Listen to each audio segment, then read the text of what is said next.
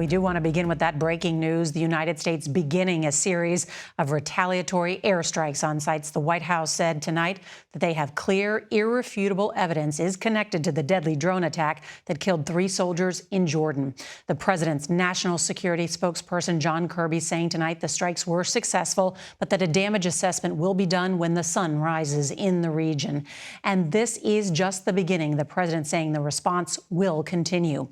Here is what we know. 3 of the locations hit are in Iraq, 4 are in Syria, and there were dozens of individual targets within each site. The strike lasted over 30 minutes, involving multiple aircraft. Those planes are now out of harm's way.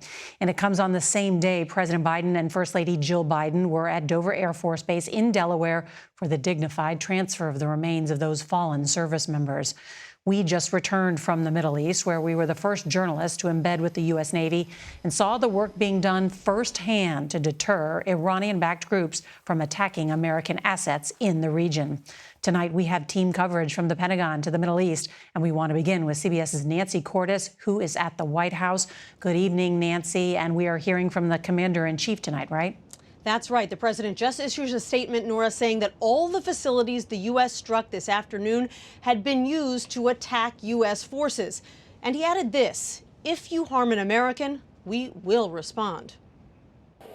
Pentagon officials say 2 B-1 bombers were among the military aircraft used to strike more than 85 targets in Iraq and Syria. The targets included command and control centers, weapons depots, and drone storage facilities, all of them linked to Iran's Revolutionary Guard and affiliated militia groups. The strikes were approved by the president and launched just a few hours after he welcomed the bodies of 3 fallen service members back to U.S. soil. All 3 were stationed in Jordan at a U.S. outpost known as Tower 22 that came under fire last Sunday.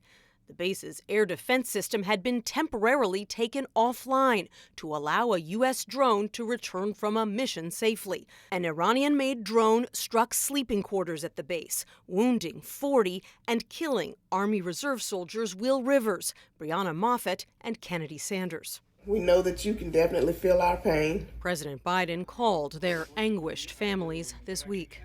Look, I really do know. I got one of those phone calls out of the blue and tell me my wife and daughter were dead.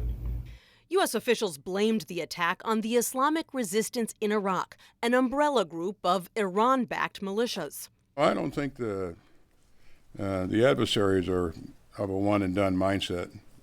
And so they have a lot of capability. I have a lot more.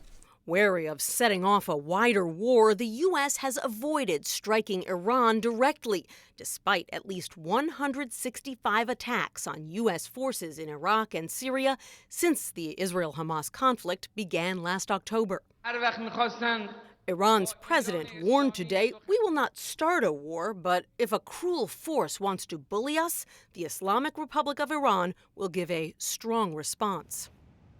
A short time ago, U.S. officials said that today's strikes were in the works for days, but that they waited until the weather presented the best opportunity. They said the B-1 bombers involved took off from the United States, and they signaled, Norah, that there could be more strikes in the coming days. Nancy Cordes at the White House with that new reporting. Thank you.